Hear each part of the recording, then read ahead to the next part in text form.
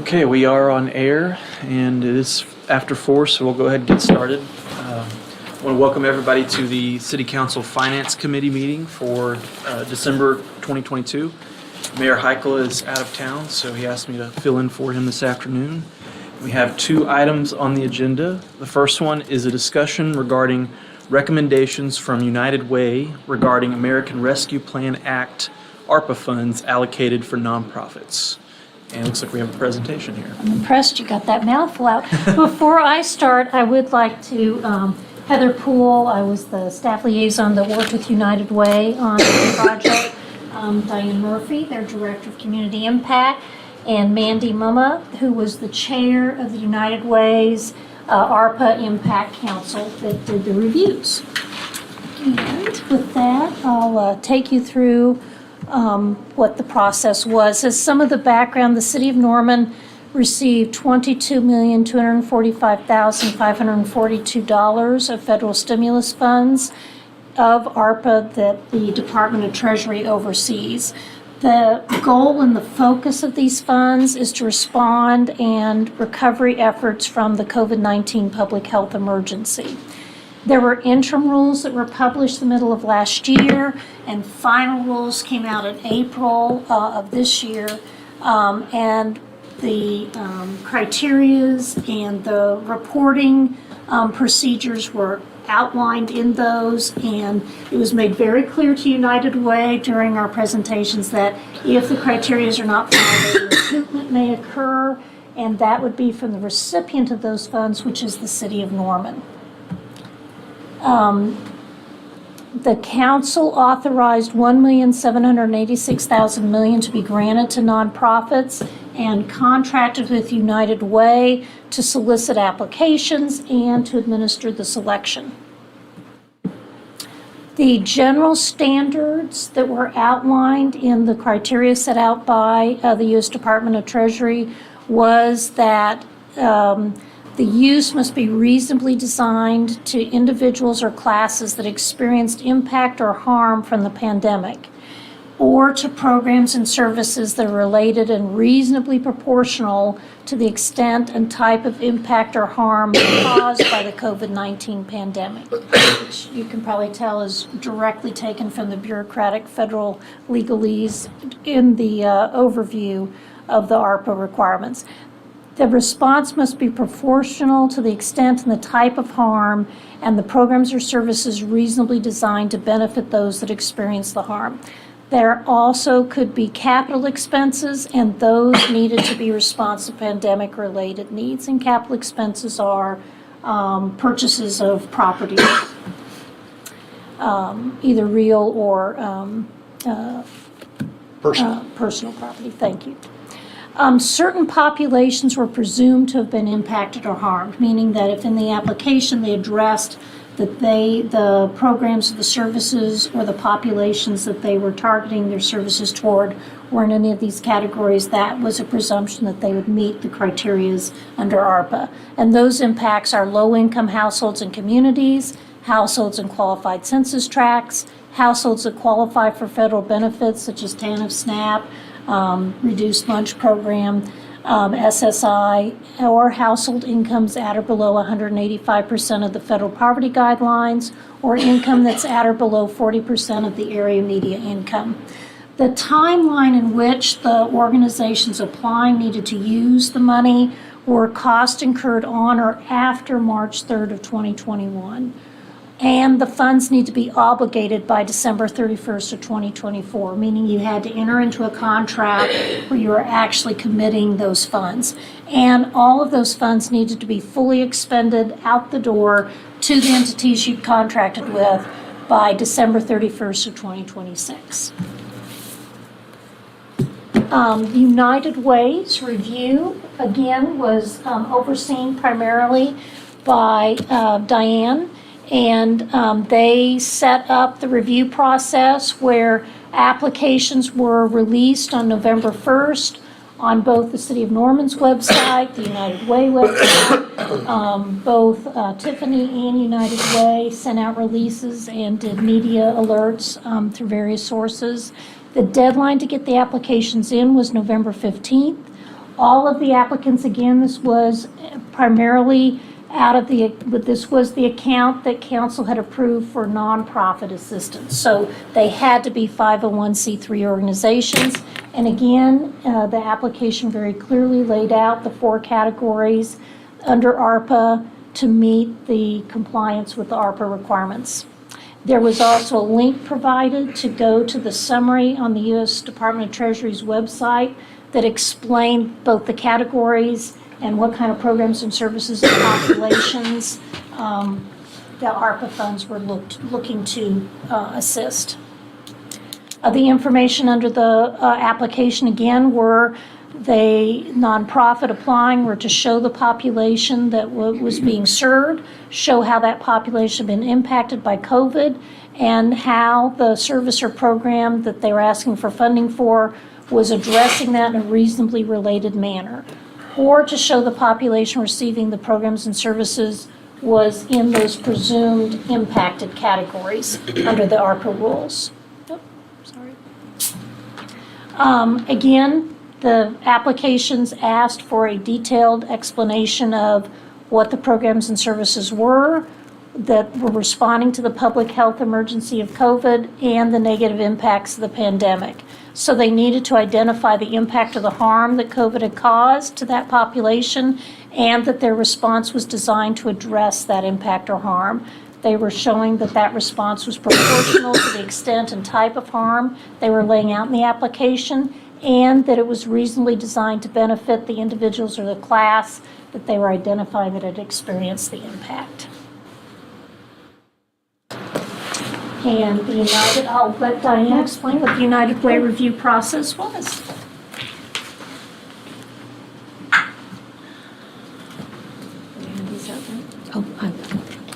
Okay, so actually I'm going to let Mandy explain every review process.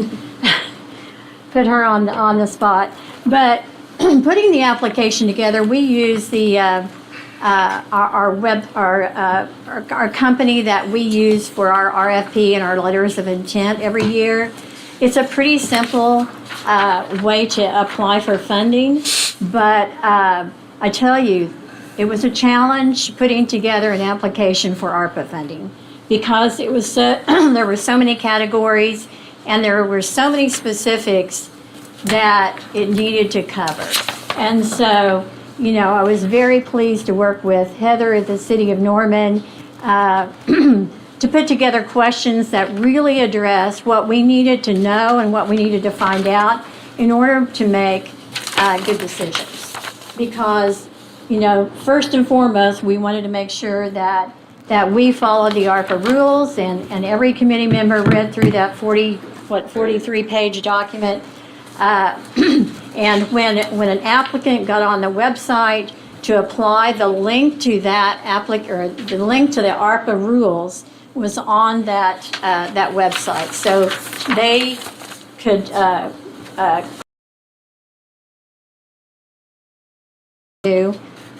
how to apply for funding. What qualified actually for the ARPA fund. Process of putting together a rubric. It was an interesting. Appreciated the help that we put together. A really talk about the process to look at.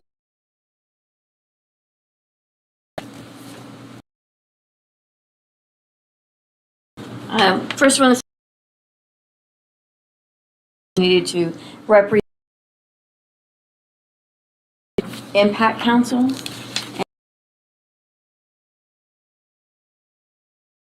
That Impact Council, there are 8 members on that, and it consists of the chairs and vice chairs of the current United Way Impact Councils in the areas of education, financial stability, and health. And then there were 2 other community members that were selected to serve on the ARPA Impact Council. We met via Zoom with Heather and the City of Norman to discuss the funding requests and get information from the Treasury packet. They provided us with a very concise PowerPoint presentation that told us a summary of the rules, but like Diane mentioned, we were each charged with reading that full Treasury packet. But during that Zoom presentation, we were given the opportunity to ask questions of the city and of Heather and get any kind of clarification that we needed in regards to what we would be looking at. That funding process started around the November 16th timeframe when we were given the green light to get onto that system that Diane mentioned, and each council member independently reviewed all 34 applications, and we made an initial scoring for them based on the criteria within the program guidelines. We were given that opportunity within the rubric to make comments or enter questions that we had regarding those applications that we would discuss as a council together. We met in person.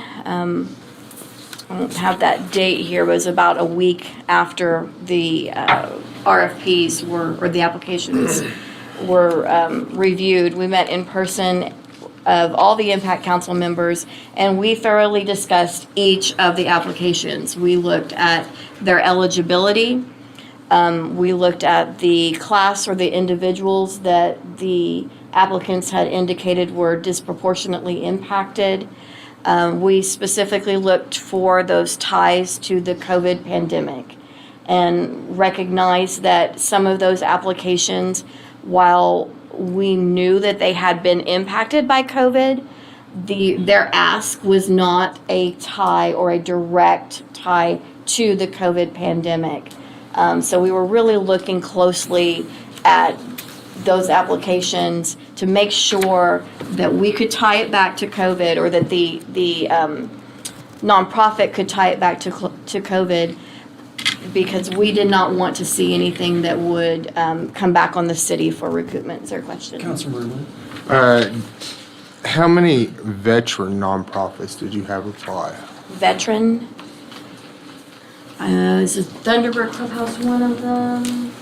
You mean that serve veterans? Is that what you're Yes. saying?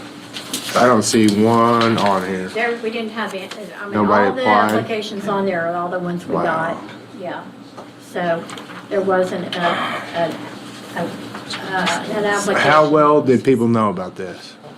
Well, it was publicized on the city And this- website, on United Way. on our website, on Facebook, and I believe, I don't know what the city, as far as the HR, or not the HR, the marketing person, The community. Press release as well. press release, yeah. I gotta ask some people if they knew about it. There's some good ones that I can't believe that they wouldn't have applied at least. That's it. I just one. Thank you. Certainly. So as I was saying, we looked and we discussed at length the applications and really made sure that we understood what they were asking for. We scrutinized their budget, we scrutinized their use of funds, because there are certain guidelines within that Treasury packet that say what the use of funds can and cannot be used for. And so if we saw something that wasn't an eligible use, we would talk about removing that amount from their ask, just to make that adjustment, so that we are minimizing that risk of any recoupment from the Fed back onto the city of Norman. And then we had a second in-person meeting of the Impact Council to determine the recommended award amounts and to kind of finalize our recommendations that, as you see before you here. I'll open that up for any questions regarding our process of what we looked at. And So everybody that applied got something? Is that the way I understand it? or- no, that is not, that's, How many applications total? there were 34, and I believe, does the next slide tell about the? I think, yeah. The next slide shows, here's what United Way had to work through was, there was a $5,536,952.74 requested, and again, they were only able to award $1,786,000. So the 20 that qualified, did they all get something? Well, again, we're recommending, and those are the recommented recommendations you see.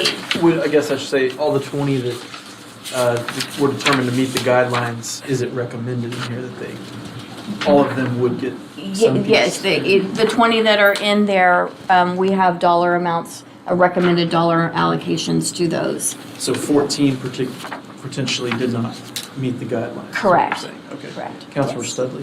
What was the total amount, city manager, if you remember, that we allocated for this? The conversation started about 1.9 million in total.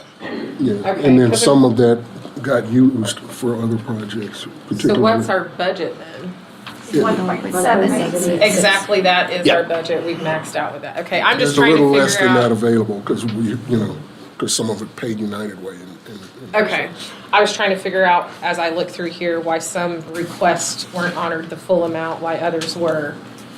Like Big Brothers and Big Sister asked for 120 and they got 10, versus like,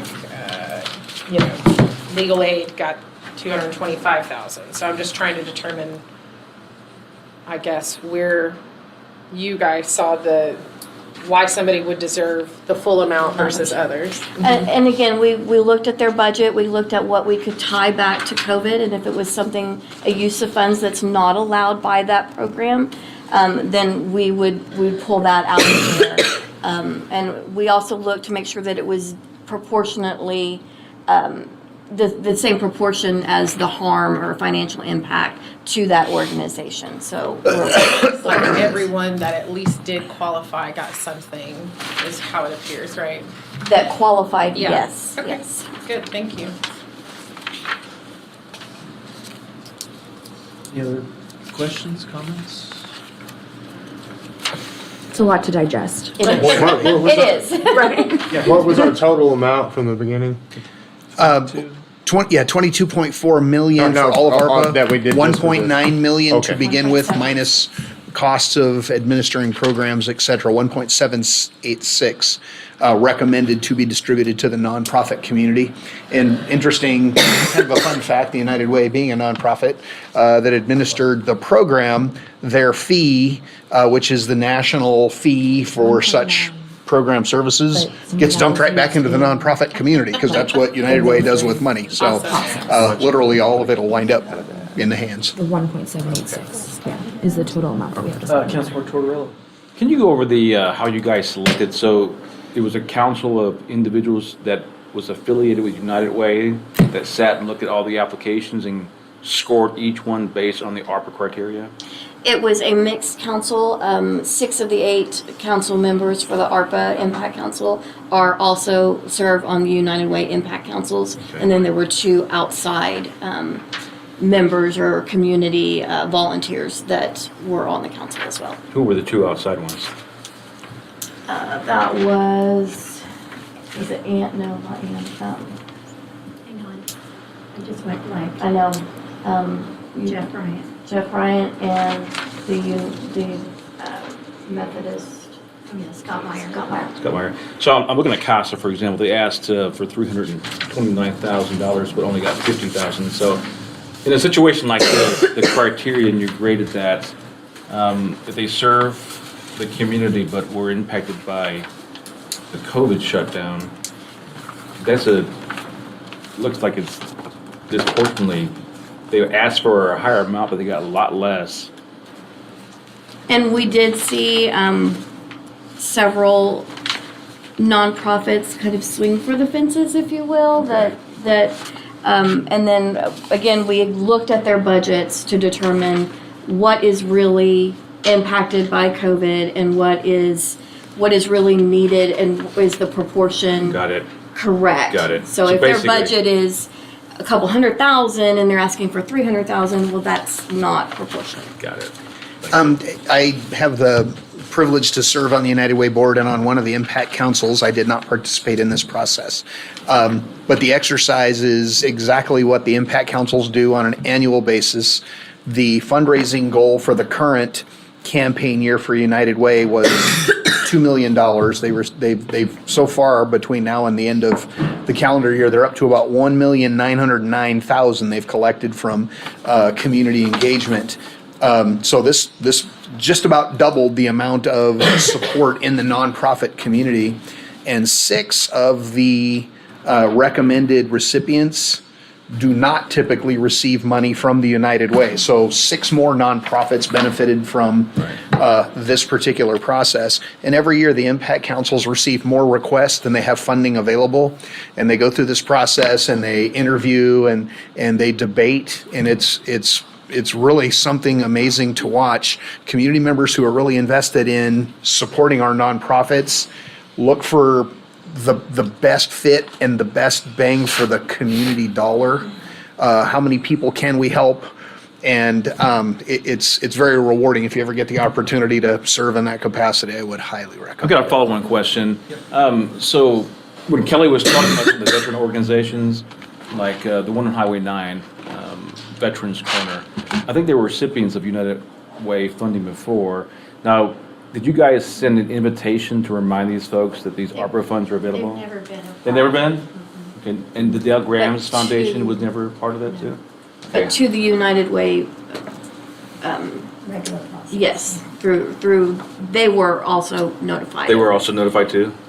Not those specific, I can't speak to those specific programs you just mentioned, but if they were a United Way partner agency, they received notice. Okay, thank you. And to follow up on your question specifically about CASA, and I brought my notes because I like to be prepared. One of our committee members said that in that particular ask, it looked like they were asking for the whole program. So that, telling you, we got notes. You want answers? We have them. Thank you for that. I see your spreadsheet there. Councilmember Schuler. So just in like a quick glance through some of the nonprofits that did not seem to meet the guidelines, there are a number of like capital program requests within there. So I remember us talking initially about the guidelines and all of that, and it seems like we are funding other capital projects through our ARPA, not just for nonprofit. So why were they deemed not applicable? Because of the direct COVID tie, there were several of these nonprofits where those capital campaigns and those programs were either already in the works or they weren't the result. COVID was not the catalyst that made the need for that capital campaign. These were things that should have been or were on their budgets to begin with. Okay, so are we concerned that we have funded some capital campaigns that were before COVID? You know, No, the capital nonprofit- projects do not disqualify Right. in and of themselves. It would be, So what they didn't do in their applications was tie back why the capital campaign was either impacted by COVID or how they were going to serve impacted populations through that capital And campaign. it was impacted by COVID. So Yes. their application was just insufficient. Correct. in Based on the explaining. ask, Okay. yes.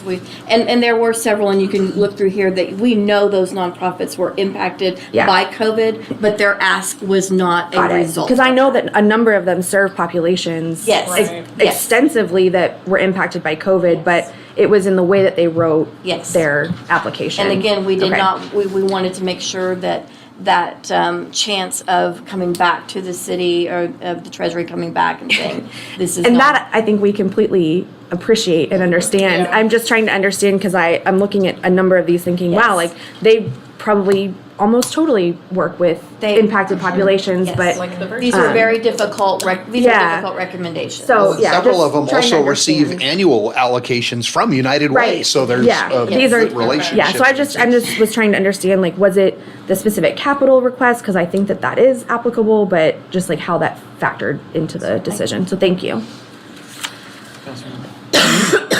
I was just curious about legal aid and what kinds of legal issues this selection of people experienced during the pandemic. A lot of them were evictions and people fighting those evictions or loss of jobs and things of that nature. So that's what they're. So, low-income, elderly, domestic violence survivors, veterans, human trafficking survivors living with disabilities and other vulnerable demographics. So mostly evictions for all those? Mostly evictions. Let me see if I can pull it. Hundreds and hundreds of evictions. Yeah. It was astounding. They embedded at the courthouse all through the pandemic to make sure that people coming in for evictions had legal representation. And it's all free. So what organization does it go to specifically? That's Legal aid. So, yeah, it goes to that entity, and then attorneys that work through the legal aid process, they pick up client referrals, That's and then the they entity, bill legal back aid. through. These are not criminal cases, they're all civil cases. Okay, were there any other highlights of civil cases that were, like evictions were? Violence, which was Okay. during that time, domestic violence cases, representing either side of a domestic violence situation, and bankruptcies, that kind of thing. I recommend legal aid to a lot of people who call because they don't know who to go to, and they can't afford a lawyer, and they do incredible work as far as saving people from being evicted, particularly during that time. It's tough. City staff also refers people to legal aid. They'll call us and say, my landlord, he didn't cash my last rent check, but yet I'm being evicted, and we direct them to legal aid, and great Yeah. resource. Well, thanks for explaining the types of legal aid folks needed during that time. And are we trying to avoid like paying salaries and things like that? Is it just for programming? Or is it Some of the programs, that is their expense. That they, for example, legal aid, so to pay those attorneys or the counselors at Mary Abbott Children's House or something like that. So those are eligible for funding. okay? All right. Any other questions, comments from council? I just appreciate the city helping to, allowing us to do this. I mean, it was a privilege for us to be able to partner with you all, and we felt good about the process. The committee members, the council members really put a lot of time into vetting all of those 34 applications, and I feel like they did an absolutely astounding job. So thank you guys. And Diane, the United Way was able to throw staff hours at the opportunity that city staff, we'd be plucking people out of different departments who really don't do this very often and trying to make the best of it. But the folks on the impact councils, they do it annually. And it's a very diverse group of folks that participate in those impact councils, and, all from the Norman community. So they did in about 8 weeks what, if we'd have done it in 8 weeks, it would have been a little ugly. So we're really appreciative of that effort as well and their availability. Yes, definitely. Thank you very much for your help with this process. So the next steps would be, from what I understand, a January 10th council meeting. That would be the final. Yes, so we'll do sub-recipient agreements with each recipient of these funds so that we ensure they're reporting what they need to report to the city when we report it to Treasury. And our goal is to get those on your agenda for the 10th so we can get the money out the door. And this will be a public hearing, basically, or there would be an opportunity for folks to comment about this or give their opinions about it. It's up to Daryl and setting the agenda. Do we put it on consent or not? Yeah, council, your consensus here would really help us out. We'll put it where you'd prefer to see it. Well, I know we've had requests from some organizations to speak in this meeting, which we don't typically do. So off consent so I don't know. provides you that opportunity. I generally lean on the side of allowing more public comment about something before we vote, so I don't know what. That's where I lean as well. We'll just have it off consent. And I will just reiterate that reporting requirement that will be on an ongoing quarterly basis to make sure that each of these agencies is in compliance with what they said they would do, which United Way has screened to be eligible. So just know that this is an ongoing process. You'll recall that, when we were going to administer the nonprofit part, we envisioned a few larger grants as opposed to these smaller, more numerous grants. So just know that on an ongoing reporting basis, that's going to be a larger requirement. And I think United Way did a great job, but just know that that's the impact. Mr. Francisco, just for clarification, our reporting requirements conclude after the last expenditure from that particular agency is reported. We don't continue to report on them. It's once the last dollar's gone, they're on the final report, they'll drop off the list. Okay, well, we'll look forward to seeing this on January 10th and see how And that we may run into trouble getting people to holiday payments with the holidays. So if Yeah, you don't there's see a lot of them people on January contact. 10th, that would be why. That's the goal. Okay. Well, I look forward to seeing it whenever it does come up. So, okay. All right, I don't see any other questions or comments about this item. We'll move on to item number 2, which is a discussion regarding the monthly revenue and expenditures reports. The reports are in your packets. A couple of things that I would draw your attention to. First, the December sales tax continues to be good. It was down a bit from last year, but remember last year was a very high year, so minus 0.54% is good.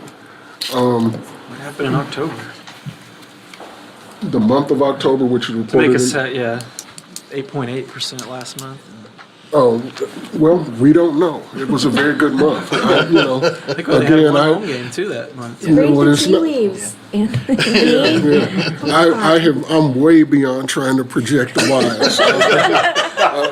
I'm just monitoring what happens. One thing that I would point out is the franchise fee revenue is way up this year. That is because of the natural gas utility and the electric utility recouping their costs from that big freeze of 2021. And so that has increased their revenues, which in turn increases their franchise fee payments. So, And we know historically, they don't ever lower your rates. They may keep them there longer. So that'll be a new revenue trend that Mr. Francisco will be able to incorporate into the budget projection. that's all. I'll just try to respond to any questions that you may have. Yeah, and last month we led the metro area, and this month we're second to lagging. last. The mall's been busy, so we're optimistic. Okay, Councilmember Studley. If the public doesn't pass the agreement with OG&E, do they still pay the franchise It fee is to us? being paid now. Okay, I just want to make, because I know I've had a lot of questions about that. If we don't pass it, what happens? And I keep telling everyone nothing. We still do business as usual. I don't And they'll still know. be in our right of way. I don't think we'll kick them out Right. because you guys won't have electricity. So Like we would electricity. hope to continue in a month to Won't month. be, it won't be our fault. Okay. Any other? Okay. We're not doing the staff reports this month, or? The vacancy Yeah. report? No, sir. Okay. Okay, well, no questions, comments about that? Okay. All right, well, then this meeting is adjourned. Thank you.